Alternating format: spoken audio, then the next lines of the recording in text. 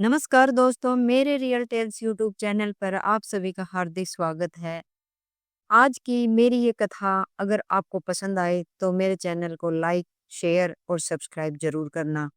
वो कहते हैं कि भक्ति और सच्चे मन की शक्ति से हर बिगड़ा हुआ कार्य पूरा हो जाए। और आज की मेरी कथा है कि किसी गांव में एक बुढ़िया रहती थी। उसका जीवन शक्ति से भरा था। हर सुबह वह मिट्टी से गणेश जी की छोटी सी मूर्ति बनाती, पूजा करती और फिर मिट्टी का गणेश गल जाता।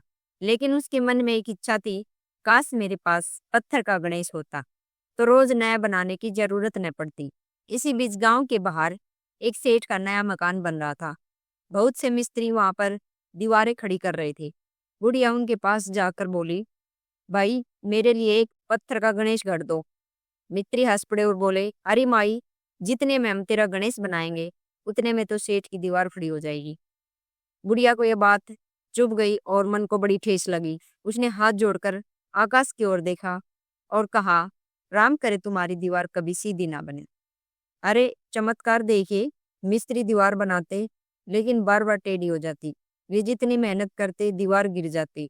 जितनी बार कोशिश होती रही मगर एक भी सीधी दीवार खड़ी न हो सकी। शाम को जब सेठ आया और उसने देखा कि कुछ भी काम नहीं हुआ तो गुस्से में बोला, सारा दिन यूं ही बर्बाद कर दिया। मिस्त्री कांपते हुए बोले, सेठ जी, एक बुढ़िया आई थी, उसने गणेश बनाने को कहा, हमने मना किया, उसने बद्दुआ दी, तभी से दीवार सीधी नहीं बन रही है। सेठ तुरंत बुढ़िया को बुलवाता है। बुढ़िया लाठी टेकते हुए आती है। सेठ दोनों हाथ जोड़कर बुढ़िया से कहता है, माई हमारी दीवार सीधी कर दो, बदले में हम तुम्हें सोने का गणेश गड़वा देंगे। बुढ़िया मुस्कुराती है, भगवान गणेश का नाम लेकर आशीर्वाद देती है। उसी समय चमत्कार होता है, दीवार एकदम सीधी खड़ी हो जाती है। मजदूर और सेठ बड़ी हैरानी से देखते हैं। सेठ कृतज्ञ होकर बुढ़िया को सोने का गणेश भेंट करता है। बुढ़िया उसे माथे से लगाती है और आंखें बंद करके भक्ति में डूब जाती है।